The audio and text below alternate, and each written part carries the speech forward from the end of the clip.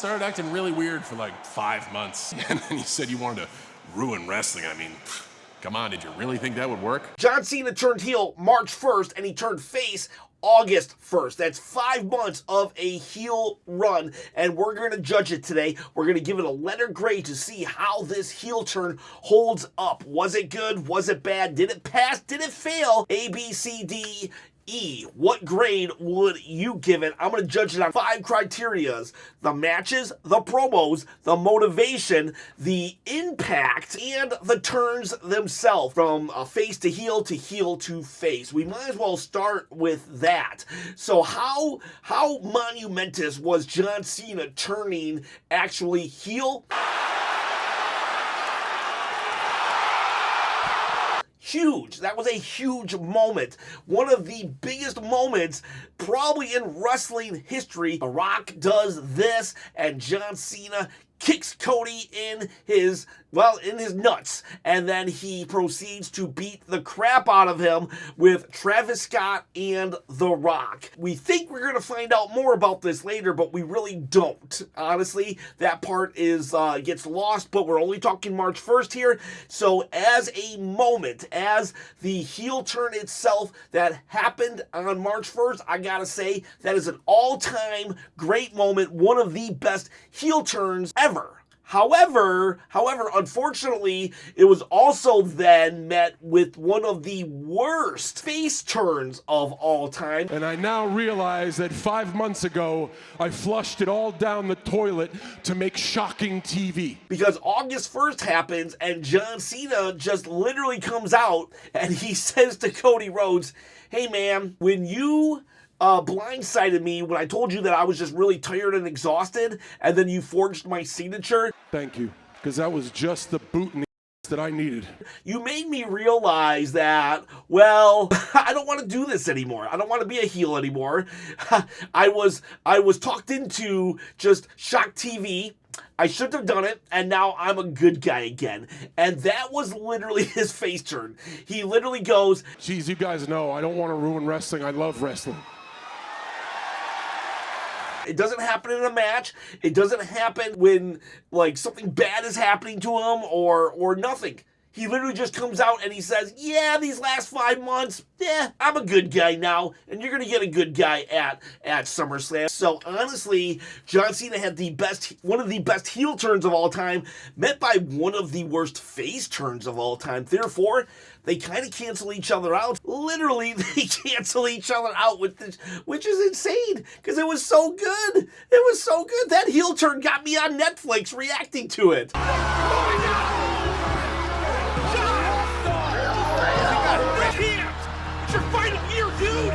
Let's do the motivation. John Cena's motivations were, you would think, would be for this title, right? He wants the world title, and that's the undisputed title, excuse me. And he does say that he's going to retire with this belt because he wants to ruin wrestling. I am going to ruin wrestling for every fan. And if he leaves with said undisputed title, well, that means the lineage starts over. That's one of his major motivations, but that doesn't track. It just doesn't track, and we're going to go into it. But what does track is me giving away this undisputed belt and you winning the undisputed belt. How do you win? All you got to do is comment below. At 20,000 subscribers, I'm going to give away this belt. I will hold a live drawing. Already gave away 2 on my quest to 100,000 subscribers. I want to quit my day job and produce wrestling content full-time. So to win, all you got to do is comment below, subscribe to the channel, hit that bell, ding, ding, ding, notification. Okay, so his motivation is this. It takes like 2 weeks, and then he comes out, right? And we're waiting to hear what's going on with Rock and Travis Scott. We actually he doesn't ever mention them again until pretty much the end of his heel run. We shocked the world. We made great TV, but then the dust settled. And the people that were supposed to be on my team, they left. And so, like, you can just forget about that factoid. So, which is also weird, because you would think that, you know, they played a part. The Rock actually did this, telling John Cena when to strike, and yet they never play it up. The most we get out of this explanation is The Rock on the Unreal documentary. I think the whole time time, it's business with Okay. me and John. I don't think it has to do with our souls, his soul. It's just business. Oh, the thing between me and John, it's all business. But they never actually say that in storyline on WWE TV. It's only in the documentary backstage, so it's not canon to the actual on-screen TV storyline. And Cody Rhodes even one time mentions, kind of loosely, Between you and I, which one of us sold out to The Rock? so it's implied that John Cena did, but that's pretty much it. This whole heel run was based on just shocking people. Like, that's what John Cena said. But in the beginning, he said it was because fans were mean to him. And all you've ever done is bully me. They said that fans, he had been booed. He had been booed and booed and booed. And so now he gives the fans nothing. You get nothing. They get nothing because he was booed. And that was his initial response on why he turned heel. But that doesn't track because John Cena hasn't been really booed for about probably 6 to 7 years. And I know that for a fact because I was one of the guys that used to boo him. And I stopped at some point when John Cena kind of started going to Hollywood. I know I'm not around as much as I used to be, but this is my heart, and you guys are my family. Let's get this show on the road! That would have tracked in 2010, not in 2025, so that made no sense. So then the only other motivation is I want to ruin wrestling, so I'm taking the belt home with me. And it's all said and done, though, it was all a lie anyways. He never wanted to ruin wrestling to begin with. There was no motivation. Literally, his motivation was to create shock TV. That is a pretty lame motivation on flipping a person that has been a face for 20 years-ish. Someone who has over 750 make-wishes. I'm going to say that is a poor motivation right there. So that's more fail than pass. All right, so now let's go to the matches. So the first heel John Cena match, because he was a face at Elimination Chamber. He hasn't won at WrestleMania in 8 years. So that doesn't count. The first heel John Cena match is John Cena versus Cody Rhodes, WrestleMania 41. That is literally my most hated WrestleMania main event of all time, and I seen Bam Bam Bigelow versus Lawrence Taylor. Really don't know what to expect, except that I would likely think this is going to be a brawl. I don't think it's going to go very long. I watched that. All right, I paid $60. Well, my dad paid $60 for that. And that John Cena Cody Rhodes match was absolutely horrible. It was abysmal. Wait a minute! Travis Scott comes out, but The Rock doesn't. It just like nothing made sense. That was a stinker. If there was a grade lower than E, F, it gets a Z. It gets a Z. All right, so the second match was Randy Orton versus John Cena. To be the goat killer, went for the punt. John Cena able to counter into another AA. And I actually enjoyed this match. This was a good match. I actually liked it a lot. It was face Randy versus heel John Cena. We were in a parallel dimension here, so that was kind of cool. They did really good spots. Another AA through a table. And this was the time when people still were holding on to the fact that, oh, John Cena said we get nothing, so he's giving us boring matches on purpose. So, like, this match, though, was pretty good. So I'll give this match a pass. And then R-Truth at Saturday night's main event. And that is more known for R-Truth. Decked out in old school Cena gear. And R-Truth coming out dressed like Ron Cena, the shirt and everything. And this match was nothing special. I get it was on TV and stuff, but like they could have done better. It was more along the lines of just, I don't know, it was more of a farce than anything. The most memorable thing is R-Truth's outfit and doing a parody of John Cena, then I'm going to give this match an overall, I hate to give it a fail, but I think I'm going to give it a fail. I think they could have done better. So now we got two fails. The next match is Logan Paul and John Cena versus Cody Rhodes and Jey Uso. This match is also going to get a fail. The reason why I'm giving it a fail is because the most memorable thing about this match is R-Truth came back after we thought he was fired. Wait a minute. Who the?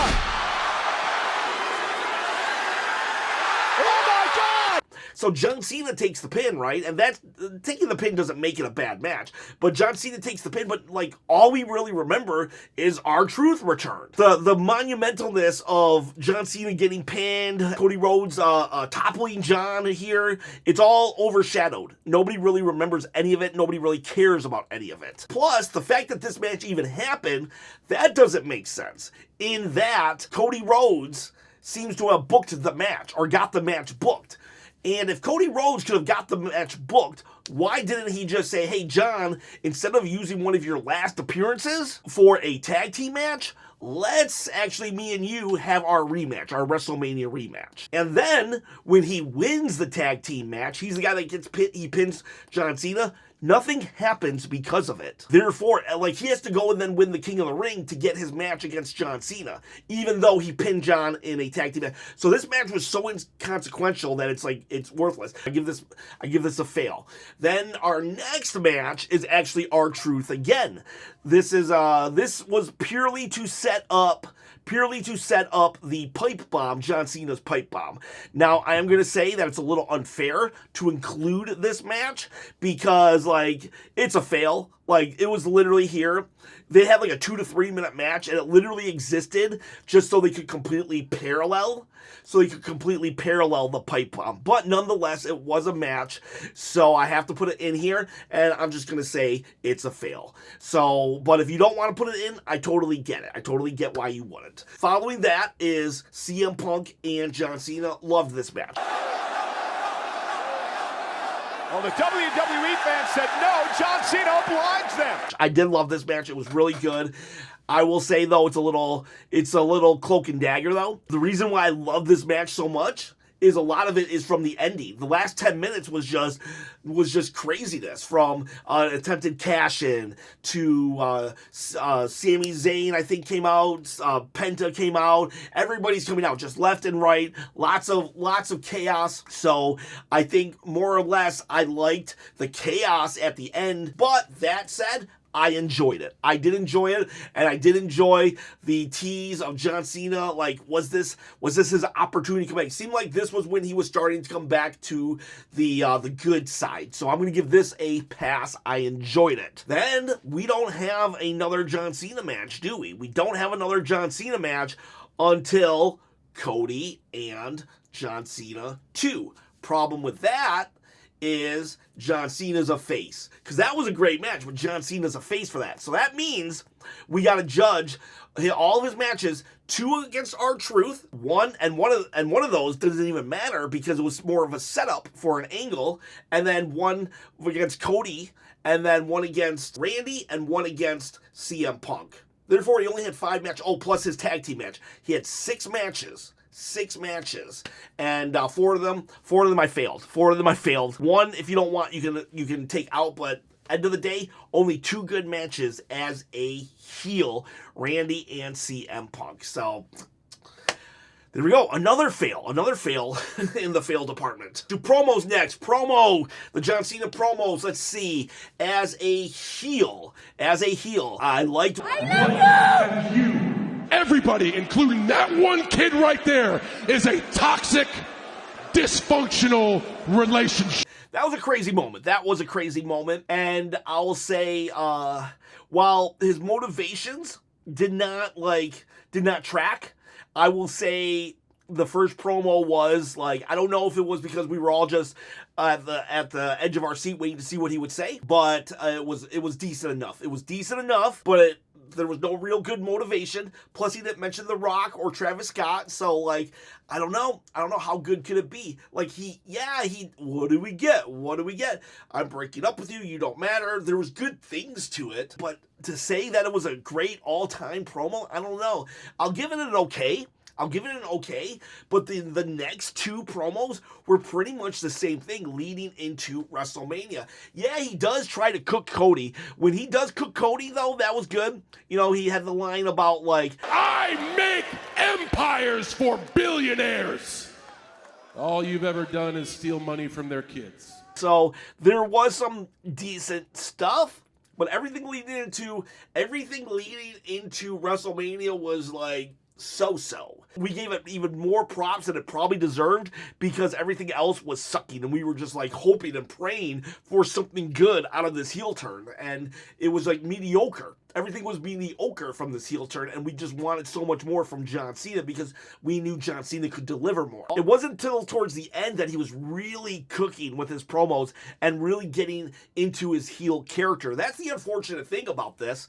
Like, John Cena in month 3 and 4 of his heel turn started getting really, really good. Problem is, we only have like 14 days left. I think it's actually even 12. So they had to cut it short. Like, they couldn't hit the ground running with his heel turn. And so it suffered. It suffered because then him and Randy, when him and Randy are like feuding. Take it from me, you need to have some damn kids. How dare you parent shame me in front of the whole world? Come on, like, that's like, what? I mean, it was funny and stuff, but still, like, this is not the type of heel promo and back and forth I wanted, you know, that we needed, that John Cena could deliver. We remember Thugonomics. We remember when he pulled it out again against The Rock in, like, WrestleMania 27, 28, 29. Like, so we know that John Cena can just instantly tap into this great reservoir of just sick put downs, right? And yet he never would. He barely would. Because he did one time. Because he'll be just like his 2006 drug test, a failure. But for the most part, he just kept holding back.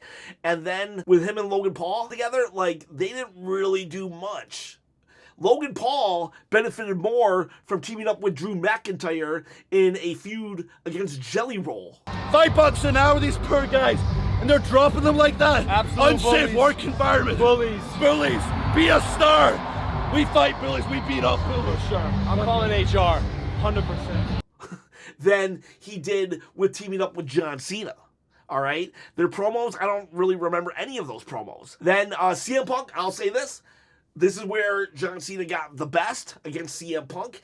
John Cena, while you lay there. As you lay there in your most uncomfortable, Hopefully as uncomfortable as you possibly can be. The, 14 years in the making rebuttal of the pipe bomb, that was a masterpiece. see, they know. John Cena doing the pipe bomb and basically just callback, that was a masterpiece. I will say that. That was true to form. And then what? When he fought Cody Rhodes, he had one heel promo, and that was the promo where he comes in saying, "I'm really tired, I'm sorry, I can't do this," and then he gets attacked. I am emotionally exhausted, and we all feel that it is best I do not physically compete at SummerSlam.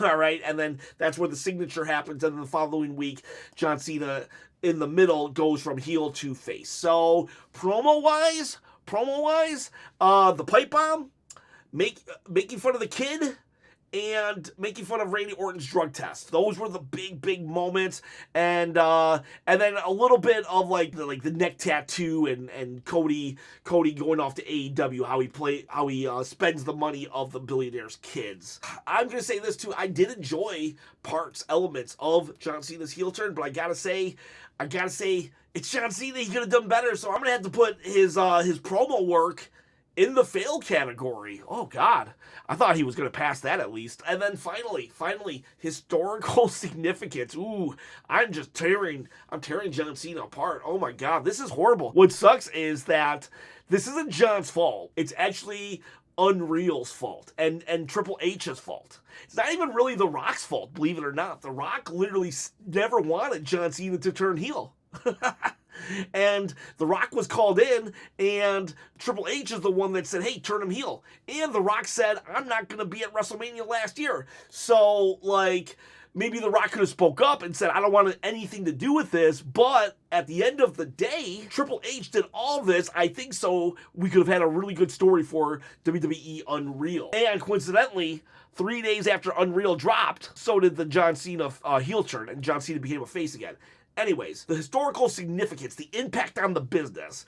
Now, you could argue that it's too early to judge the impact on the business, but I'm going to do it anyways because it doesn't seem like anything really, like, no mountains really moved here. Impact on the business. Okay, so at first we were all like, greatest heel turn since Hogan. Hook, hook, hook! What is he doing? My God!